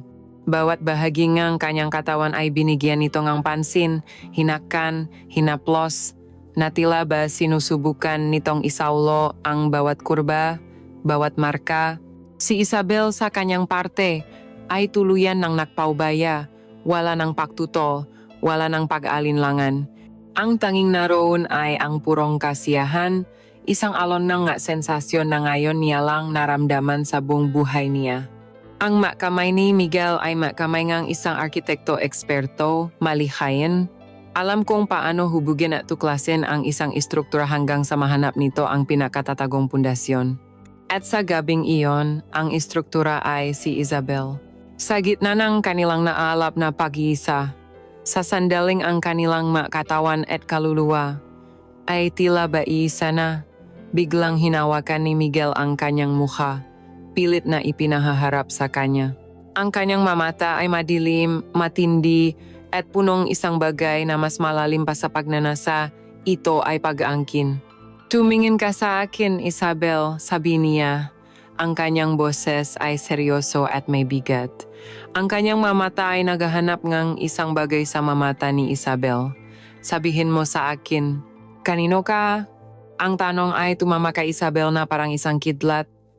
Ito ay hindi tanong ng isang mangingibig kundi ng isang Panginoon. Sa gitna ng alon kasiyahan na kanyang nararamdaman, sa ilalim ng kapangyarihan ng kanyang mahaplos, isang salita lang ang kayang lumabas mula sa kanyang bibig. Isang salitang magiging selyo ng kanyang pagsuko. Sa'yo. Halos paus niyang sagot. Sa'yo lang ako. Isang ngitingan tagumpay ang sumilay sa malabi ni Miguel. Ang kanyang paari ay kumpleto na hindi na lang katawan ni Isabel ang paari niya, kundi pati na rin ang salita nito, ang pagsuko nito. Ang kanilang pag-isa ay nagpatuloy, ngunit ngayon ay mayroon ng bagong antas ng pagkaalipin at pagkapanginoon na kapwa nila tinanggap at ninamnam. Pagkatapos ng lahat, habang sila'y makayakap at pinapanood ang hindi natutulog na siyudad, isang mapanganib na ilusyon ang bumalot kay Isabel. Sa loob na apartment na iyon, sama bisik ni Miguel, pakiramdam niya ay ligtas siya, pakiramdam niya ay mahalaga siya. Ngunit ang katotohanan ay nananatili sa labas ng madingding na iyon isang katotohanang babalikan niya sa pagbubukang liwayway kapag inihatid na siya pabalik sa kanyang maliit na apartment. At si Miguel ay uwi na sa kanyang malaking mansyon, sa kanyang totoong buhay. Ang kanilang mga lihim na pakikita sa kondominium sa BGC ay naging kanilang munting paraiso, isang hiwalay na mundo kung saan ang natitulong ng amo at tutor ng ama at dalaga ay nawawala. Dun, sila ay si Miguel at Isabel lamang, 2 taong nalulunod sa isang ipinagbabawal na pag-ibig. Ngunit ang pagnanasa ay parang isang apoy, habang ito'y tumatagal, lalo itong naghahanap ng mas maraming panggatong. Ang kaligtasan na ibinibigay ng kanilang takpuan ay unti-unting naging isang uring pagkainip. Ang tunay na kilig, ang tunay na panganib, ay wala sa isang lugar na ligtas. Ito ay nasa mismong pugat ng kalaban sa mansyon. Ang ideya na gawin ang bawal sa ilalim mismong bubong kung saan natutulog ang kanyang pamilya ay isang nakakabaliw at hindi mapigilang tukso para kay Miguel, isang tuksong dahan-dahan niyang itinanim sa isipan ni Isabel. Isang Biyernes ng gabi, muling ginabi sa pag-uwi si Elena dahil sa isang charity ball. Si Leo naman ay maagang pumasok sa kanyang silid, pagod mula sa isang linggong puno ng maproyekto sa eskwela. Habang nagliligpit na si Isabel ng kanyang magamit sa library, pumasok si Miguel. Ang kanyang mamata ay may kakaibang kislap, isang halongang pagnanasa at pagiging malikot na parang isang bata. Walang salitang namutawi sa kanya, sa halip, hinawakan niya ang kamay ni Isabel at marahan siyang hinila palabas ng library patungo sa isang silid na bihirang pasukin ni Isabel ang pribadong opisina ni Miguel. Ang silid ay amoy katad, lumang libro, at ang personal na pabango ni Miguel. Isinara niya ang mabigat na pinto na gawa sa kahoy at marahang ikinandado ito. Ang tunok ng pag-click ng kandado ay tila isang selyo sa kanilang gagawing kasalanan. Hindi ba mas nakakakilit dito? Bulong ni Miguel sa kanyang tainga, habang ang kanyang kamay ay gumagapang sa baywang ni Isabel. Ang malaman na nasa kabilang silid lang sila. Habang tayo ay nandito, ang takot ay nagsimulang gumapang sa sistema ni Isabel, ngunit ang takot na iyon ay may kasamang isang hindi may paliwanag na pananabik. Ang panganib ang siyang nagpapatindi sa lahat. Hinalikan siya ni Miguel, isang halik na mas mapusok at mas apurahan kaysa dati. Ang kanilang pag-iisa sa opisina ay hindi katulad ng sa kondominium kung saan sila ay malaya. Dito, ang bawat kilos ay kailangang maging tahimik. Ang bawat ungol ay kailangang maging pigil. Ang takot na baka may makarinig sa kanila ay nagbibigay ng kakaibang anghang sa kanilang pag-isa. Ang malamig na katat ng silyon ni Miguel, ang matigas na ibabaw ng kanyang malaking mesa na gawa sa mahogani, ang maito ang naging saksi sa kanilang mabilis at tahimik na pagsasama. Bawat kalusko sa labas, bawat tunog ng humihintong sasakyan sa dikalayuan, ay nagpapatigil sa kanilang pahinga. Nasa gitna silang kanilang matinding pagnanasa ng isang tunog ang bumasag sa kanilang mundo. Isang mahinang kalabog mula sa itaas. Ang tunog ng isang pintong bumukas. Agad silang natigilan. Ang kanilang mga katawan ay nanigas. Ang kanilang mga puso ay tila huminto sa pagtibok. Nakatingin sila sa isa't isa sa madilim na silid. Ang kanilang mga mata ay nanlalaki sa takot. Nagdasal sila na sana ay imahinasyon lang nila iyon o tunok lang ng bahay na nag-ayos. Ngunit pagkatapos ay narinig nila ito ng malinaw. Ang mayabag, mahina, dahan-dahan, mayaba ng isang teenager na bumababa sa grandeng hagdanan. Si Leo, halos hindi marinig na bulong ni Isabel. Ang kanyang boses ay puno ng purong takot. Isang alon ng malamig na pawis ang dumaloy sa kanyang likod. Ang lalaking kanyang kinakasama ay ang amang kanyang estudyante, at ang estudyanteng iyon ay ilang hakbang na lang ang layo mula sa pagtuklas sa kanilang pinakatatagong lihim. Ang bawat hakbang sa hagdan ay parang isang malakas na dagundong sa kanilang matainga. Ang oras ay tila bumagal. Bawat segundo ay isang walang katapusang paghihirap, huminto ang mayabag sa paanan ng hagdanan. Isang nakabibinging katahimikan ang sumunod.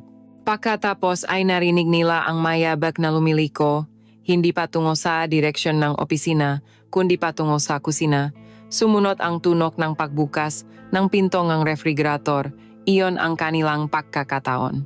Walang salitang namutawi, ngunit ang kanilang mga kilos ay nagkakaisa, isang mabilis at desperadong pakilos sa dilim. Nagmamadali nilang hinanap ang kanilang mga damit na nagkalat sa sahig. Ang pamilyar na pakiramdam ng tela ay hindi na nagbibigay ng alih, kundi ng isang desperadong pangangailangan na maitago ang kanilang kahubaran at kasalanan. Nanginginig ang nga kamay ni Isabel habang sinusubukan niyang ibutones ang kanyang blusa, ang kanyang nga daliri ay tila walang pakiramdam. Ang kanyang puso ay kumakabo ng napakabilis at napakalakas na parabang naririnig ito sa buong kabahayan.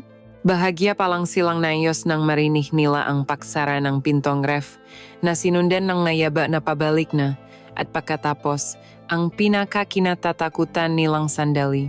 Huminto ang mayabag sa tapat mismo ng pinto ng opisina. 1 metro lang ng kahoy ang naghihiwalay sa kanila mula sa tuluyang pagkasira. Napapikit si Isabel. Hawa ang kanyang hininga, hinihintay ang pagpihit ng doorknob, hinihintay ang pagbukas ng pinto at ang paglantat ng kanilang lihim. Sa kanyang isipan, nakikita na niya ang itsura ni Leo, ang gulat, ang pagkadismaya, ang galit. Ang kanyang perpektong imahe bilang isang guro ay maduduro sa isang iglap. Ang lahat ng kanyang pangarap ay maglalaho. Ang katahimikan ay tumagal ng tila isang kawalang hanggan. Narinig nila ang isang mahinang pag-ubo at pagkatapos, ang mayabag ay nagpatuloy papaitaas ng hagdanan. Narinig nila ang pagsara ng pinto sa itaas at pagkatapos, katahimikan. Nananatili silang hindi gumagalaw sa loob ilang minuto, pinakikiramdaman ang paligid, sinisigurado na ang panganib ay tuluyan ng lumipas. Ang nagalab na pagnanasa kanina ay tuluyan ng namatay. Napalitan ng isang malamig at nanunuot na takot. Ang kiling ng panganib ay nawala, ang naiwan ay ang mapait na lasa, kamposibleng kahihinatnan. Nang sa wakas ay makakilos sila, ang kanilang magilos ay mabilis at walang imik. Inayos ni Isabel ang kanyang sarili, sinuklay ang kanyang buhok gamit ang kanyang madaliri, at pilit na pinapakalma ang kanyang sarili. Binuksan ni Miguel ang pinto, sumilip, at mabilis siyang inalalayan palabas ng bahay. Ang biyahe pauwi ay balot ng isang bagong uri ng katahimikan. Hindi ito ang awkward na katahimikan ng kanilang unang pagkakamali o ang komportableng katahimikan pagkatapos ng kanilang pakikita sa Chondo. Ito ay isang katahimikan na puno ng takot. Pagdating sa kanyang apartment, nanginginig pa rin si Isabel. Ang dating kili na nararamdaman niya sa panganib ay napalitan ng isang malinaw na pagkaunawa. Hindi ito isang laro. Ang kanilang relasyon ay isang bombang anumang oras ay maring sumabog. At sa gabing iyon, narinig nila ang unang tiktak ng orasan nito. Ang takot na dulot ng muntik na pagkahuli sa kanila ay nagiwan ng isang malalim at nanunuot na lamat sa kanilang relasyon.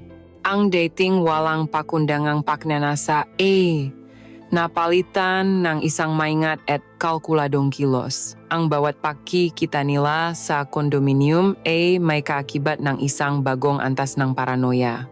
Si Isabel ay palaging napapatalon sa bawat tunog ng elevator, sa bawat katok sa pinto ng kabilang unit. Ang kanilang paraiso ay nababahiran ng ang aninongang takot. Ang dating kilik na dulot ng panganib ay naging isang purong pagkabalisa. Ang kanilang pag-ibigan ay hindi na lamang tungkol sa paghahanap ng kasiyahan. Ito ay naging isang desperadong paghahanap ng katiyakan at seguridad sa gitna ng isang mundong anumang oras ay maring gumuho. Dahil sa takot na ito, si Isabel ay naging mas palaasa kay Miguel, hindi lang sa pinansyal, kundi pati na rin sa emosyonal. Ang mapakikita nila ay naging kanyang tanging paraan para mapawi ang kanyang mapangamba. Sa mga bisik lamang ni Miguel niya nararamdaman na ligtas siya na ang kanilang lihim ay mananatiling lihim Dahil dito unti-unti siyang nagiging mas mapangangkin. Hindi na siya kontento sa pagiging isang anino. Nagsimula siyang magtanong ng mabagay na dati ay kinakatakutan niyang itanong. Naisip mo ba ako kapag kasama mo siya? Masaya ka ba kapag umuwi ka sa inyo? Ano ang sasabihin mo kung sakaling malaman nila ang tungkol sa atin? Si Miguel, sa kanyang galing sa pagsasalita, ay palaging may nakahandang sagot mga matatamis na salitang pampakalma, mga pangakong walang kasiguraduhan. Ikaw ang mahalaga, Isabel, ang lahat ng ito, para sa labas lang. Ang mundo natin, ito ang toto. At si Isabel, sa kanyang kagustuhang maniwala, ay paulit-ulit na kinakain ang makasinungalingang ito. Ngunit ang isang larawan ay may kakayahang durugin ang libo-libong matatamis na salita.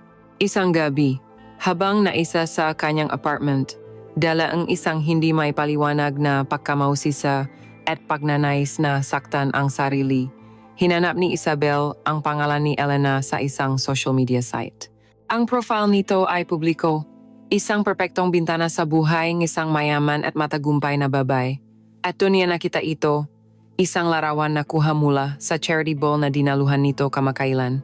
Nakatayo sa gitna si Elena, napakaganda sa kanyang suot na gown, ang kanyang ngiti ay perpekto. Sa kanyang tabi ay si Miguel, nakasuot ng isang eleganteng tuxedo, ang isang kamay ay nakahawak sa baywang ng kanyang asawa. At sa kabilang tabi ay si Leo, nakangiti rin. Isang perpektong larawan ng isang masayang pamilya. Ang caption na nakasulat ay My Reason for Everything, Family First. Ang larawan ay parang isang malakas na suntok sa sikmura ni Isabel. Ang hangin ay tila naubos sa kanyang mabaga. Ang lalaki sa larawan, ang mapagmahal na asawa, ang ipinagmamalaking ama ay isang estranghero sa kanya. Hindi ito ang Miguel na kilala niya, ang Miguel na malungkot, ang Miguel na nagsasabing siya ang kanyang mundo. Ang larawang iyon ay isang malinaw na paalala ng kanyang tunay na lugar. Siya ang ekstra, ang panira, ang lihim na itinatago sa dilim habang ang pamilyang ito ay buong pusong ngumingiti sa ilalim ng kumikinang na ilaw. Isang matinding selos ang sumiklap sa kanyang dibdib. Isang apoy na masakit, mapait at nakakapasong. Ang lahat ng paalaga ni Miguel, ang lahat ng kanyang mapangako ay biglang naging mura walang halaga sa harap ng isang perpektong larawan ng pamilya. Sa susunod nilang pakikita sa kondominium, ang dating mainit na paksalubong ni Isabel ay napalitan ng isang malamig na katahimikan. Naramdaman ito agad ni Miguel. May problema ba? Tanong nito. Walang imik na iniabot ni Isabel ang kanyang cellphone na nakabukas sa litratong napahirap sa kanya buong gabi. Ang saya-saya niyo pala, sabi niya, ang kanyang boses ay nanginginig sa pinipigilang emosyon, isang perpektong pamilya. Kung ganito kakasaya, Miguel, bakit kailangan mo pa ako? Sinubukan pa ni Miguel na gamitin ang kanyang karaniwang pangaamo. Isabel, alam mong para sa publiko lang yan. Isang palabas lang ang lahat, ngunit sa pagkakataong ito, hindi na tumatalab ang kanyang masalita. Palabas? Ang pahawak mo sa kanya, palabas din ba yun? Ang ngiti mo. Miguel, ano ba talaga ako sa'yo? Isang laruan na kinukuha mo kapag nainip ka? Dun, sa unang pagkakataon, nawala ang pasensya ni Miguel. Ang malambing na mangingibig ay biglang naglaho, at ang lumitaw ay isang lalaking makapangyarihan at dominante. Ano ba ang gusto mong marinig? Isabel, sabi niya, ang kanyang boses ay matigas na ngayon. Hindi ba alam mo naman ang sitwasyon bago ka pumasok dito? Huwag kang umarte na parang biktima ngayon. Ang masalitang iyon ay mas masakit pa kaysa sa larawan. Ipinamukha nito sa kanya na siya ay may kinalaman din sa lahat, na siya ay isang kalahok, hindi isang biktima. Ang kanilang pagtatalo ay naging mas mainit. At doon lumabas ang tunay na kulay ni Miguel. Ang kanyang pag-aalaga ay may kaakibat palang pakontrol. Nagalit ito nang malaman niyang lumabas si Isabel kasama ang kanyang kaibigan noong isang gabi nang hindi nagpapaalam. Sino ang makasama mo? Bakit hindi ka man lang nag-text? Alam mo bang naalala ako? Ang kanyang pag-aalala ay may tunong ang pag-aari. Ayaw niyang may sariling mundo si Isabelle sa labas niya. Ang dating matatamis na text ay napalitan ng mga paulit-ulit na tanong kung nasaan siya, sino ang kasama niya, anong oras siya uuwi. Ang kanilang relasyon na nagsimula bilang isang pagtakas mula sa kalungkutan at pagkainip ay dahan-dahang nagiging isang kulungan. Ang condominium, na dati ay kanilang paraiso, ay naging isang gintong hawla. Si Isabel ay nakakulong sa isang relasyong hindi niya maaring isa publiko, ngunit hindi niya rin kayang takasan. Siya ay palaasa kay Miguel, hindi lang dahil sa pera, kundi dahil ang buong mundo niya ngayon ay umiikot na sa kanya.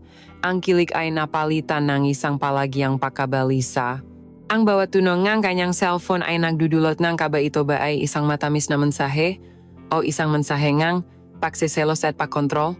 Ang dating app ay ngang pagnanasa na nagugnay sa kanila ay dahan-dahang nagiging isang mapanirang apoy na tinutupok ang lahat ng natitirang katinuan at kapayapaan sa isipan ni Isabel. Ang kanilang relasyon ay pumasok sa isang mapanganib na yugto, isang paulit-ulit na siklo ngang matinding pagnanasa, masakit na pagseselos, at desperadong paghahanap ng kapatawaran.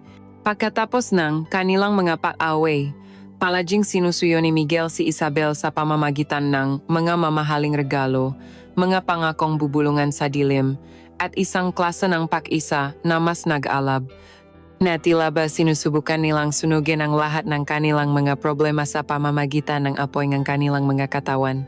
Si Isabel naman, sa kanyang patuloy na pagkauhaw sa pagmamahal at pag-asa, ay palaging nagpapatalo. Hinahayaan niyang pawin ng panandaliang kasiyahan ang mangalamat na unti-unting sumisira sa kanyang pagkatao. Sinasabi niya sa sarili na ang pagseselos niya ay normal, na ang pagiging kontrolado ni Miguel ay tanda lamang ng matinding pagmamahal. Pilit niyang pinaniniwalaan ang kasinungalingan dahil ang katotohanan ay masyadong masakit para harapin. Ang katotohanan iyon, gayunpaman, ay may sariling paraan ng paglantad sa sarili. Sa mga sandaling hindi mo ito inaasahan. Isang gabi, nasa kanilang pribadong paraiso, sila sa kondominium. Sinusubukan ni Miguel na bumawi mula sa isang naunang pagtatalo. Nagluto siya ng hapunan, nagbukas ng isang mamahaling ala, at pinatugto ang kanilang paboritong musika. Para sa ilang sandali, nagawa niyang muling buuin ang ilusyon ng kanilang perpektong mundo. Si Isabel, sa kanyang kagustuhang manumbalik ang lahat sa dati, ay hinayaan ang sarili na muling maniwala. Habang sila kumakain, tumunog ang telepono ni Miguel. Tiningnan niya kung sino ang tumatawag.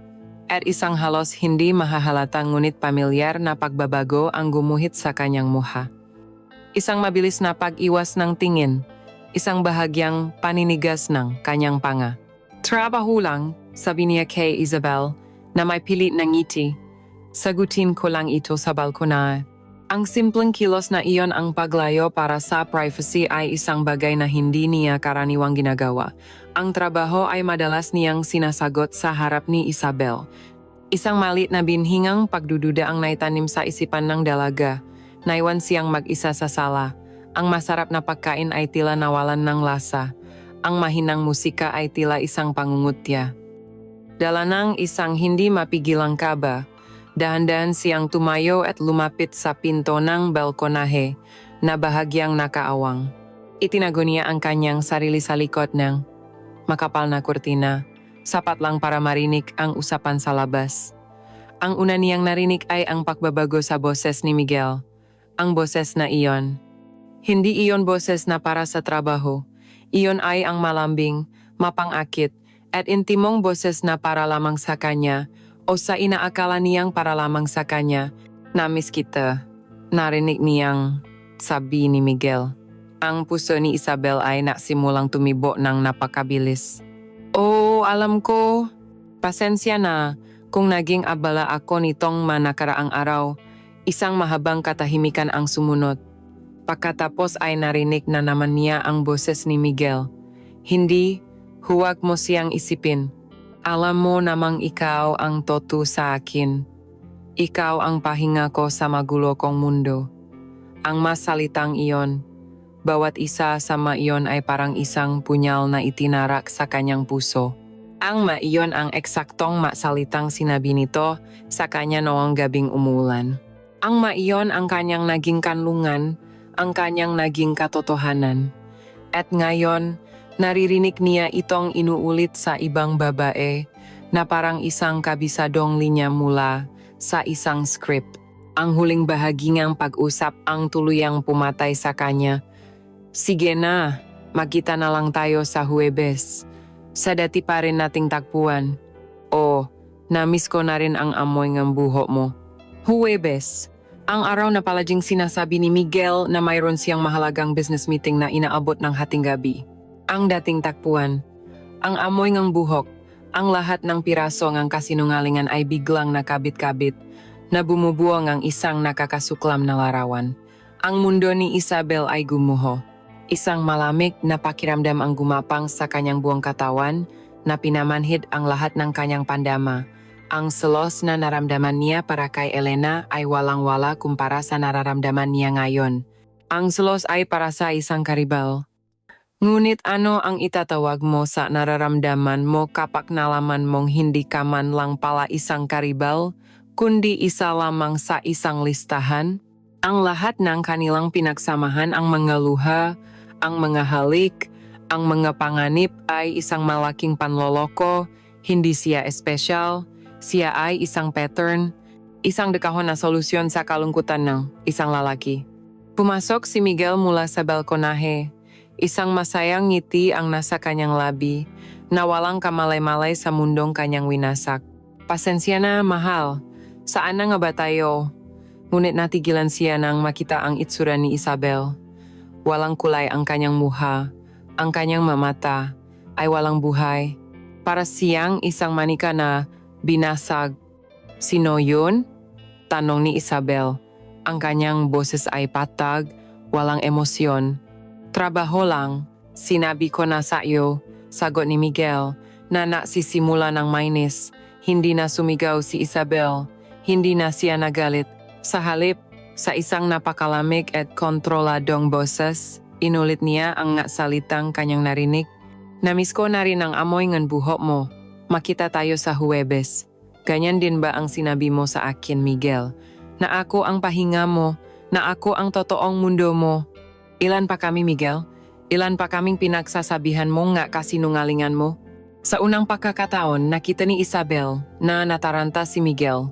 Nahuli siya. Ngunit ang pagkataranta ay mabilis na napalitan. Ang maskara ng paalala at pagmamahal ay tuluyan ng nalaglag at ang lumitaw ay ang isang mukhang malamig, walang pakialam at pagod. Bumuntong hininga ito na parang si Isabel pa ang pabigat sa kanya. Hindi ito tumanggi, hindi ito humingi ng tawad. Isabel, sabi niya sa isang napakalamig na tono, maging makatotohanan tayo. Alam mo kung ano ang pinasok mo mula pa sa simula. Alam mong may asawa ako. Dapat alam mo kung saan ka lulugar. Naging masaya naman tayo, hindi ba? Huwag mo nang sirain pa sa pagiging madrama. Alam mo kung saan ka lulugar. Ang masalitang iyon ay umaling-aungaw sa buong silid. Mas malakas pa kaysa sa isang sampal. Iyon ang huling patalim. Binura ng masalitang iyon ang lahat. Ang kanilang relasyon ay hindi pala pag-ibig ni pagnanasa. Isa lang pala itong transaksyon, isang arrangement kung saan dapat ay alam niya ang kanyang lugar. Ang lugar ng isang kabit na dapat manahimik na lang at maging masaya sa kung anumang mumo ang ibigay sa kanya. Hindi na umiyak si Isabel. Wala na ang luhang lumabas. Tumingin lang siya sa lalaking nasa harapan niya, isang estranghero na nakpanggap na kanyang tagapagligtas. Dahan-dahan niyang kinuha ang kanyang bag.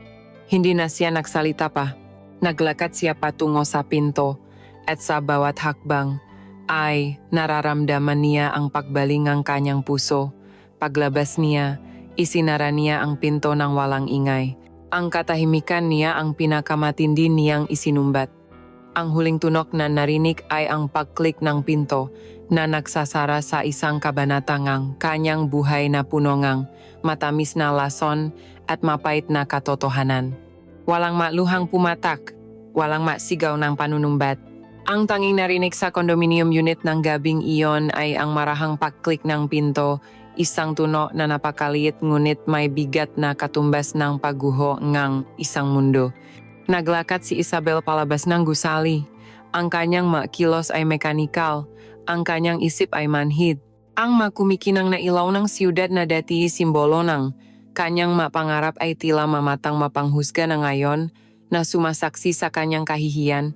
Ang bawat hakbang niya palayo sa lugar na iyon ay isang hakbang palayo sa pagkataong binuo niya kasama si Miguel, ang babaeng palangiti, ang babaeng punong ng pag-asa, ang babaeng naniwalang siya ay espesyal. Pagdating niya sa kanyang maliit na apartment, ang una niyang ginawa ay hindi ang umiyak.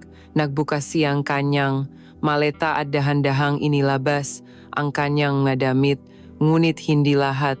Iniwan niya sa aparador ang kulay pulang bestida. Iniwan niya sa ibabaw ng mesa ang pabangong amoy jasmine at ang itim na las na nightgown na nasa kanyang bag ay kinuha niya at itinapon sa basurahan. Ang mabagay na iyon ay hindi kanya, ang iyon ay pag-aringang isang tauhan sa isang dula, isang tauhang hindi na niya kailanman gaganapan pa. Pagkatapos, binuksan niya ang kanyang bank application sa cellphone. Nakita niya ang malaking halaga ng pera na ipinasok ni Miguel, ang kanyang bonus, ang kanyang bayad. Tinitigan niya ito ng matagal.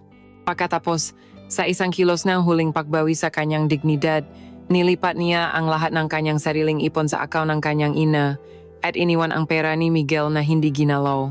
Nag-iwan lamang siya ng sapat para sa isang pamasahe sa Buspawi. Ang huli niyang ginawa ay ang magpadala ng isang text, hindi kay Miguel kundi sa ina ni Leo, kay Elena. Ma'am Elena, maraming salamat po sa pagkakataon. Ngunit hindi na po ako makakapagpatuloy bilang tutor ni Leo dahil sa isang biglang family emergency. Pasensya na po sa abala. Pagkatapos ay tinanggal niya ang kanyang SIM card, pinutol ang huling koneksyon niya sa buhay na kanyang iwanan.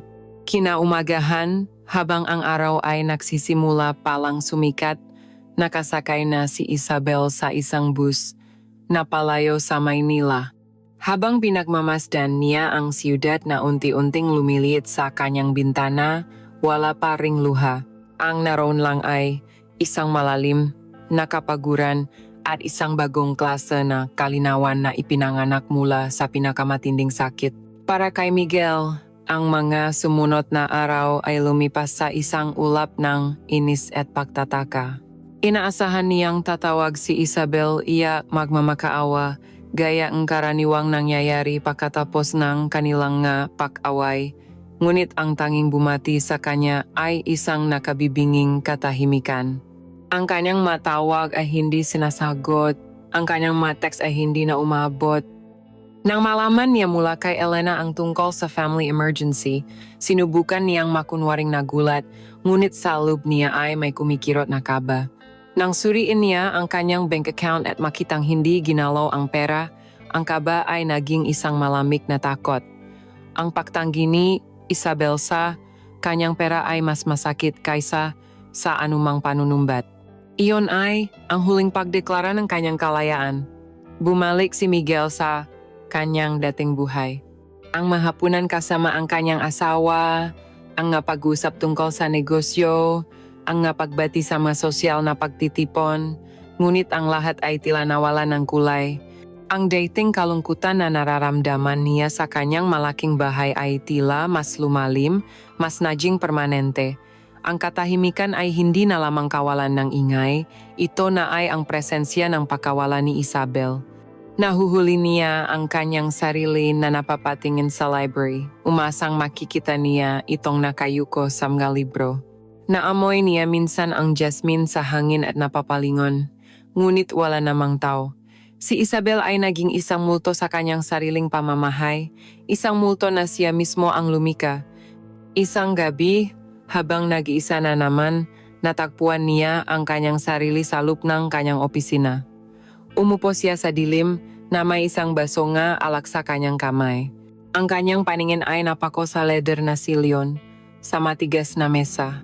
Naalala niya ang kanilang ginawa doon, ang kilik, ang panganib, ang takot sa mata ni Isabel, at sa sandaling iyon, sa wakas, inamin niya sa kanyang sarili. Hindi lang isang krida ang nawala sa kanya. Nawala sa kanya ang tanging tao na nakakita sa kanya sa likod ng kanyang pera at kapangyarihan. Nawala sa kanya ang tanging taong nakinig sa kanyang mahinaing.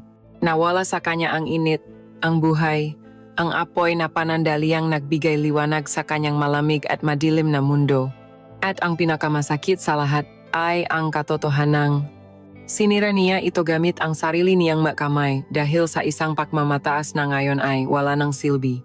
At dito natatapos ang ating kwento. O marahil, dito lang talaga ito nagsisimula. Sa ilalim ng isang buwan, sa dalawang magkaibang lugar, may dalawang taong binago ng tadhana.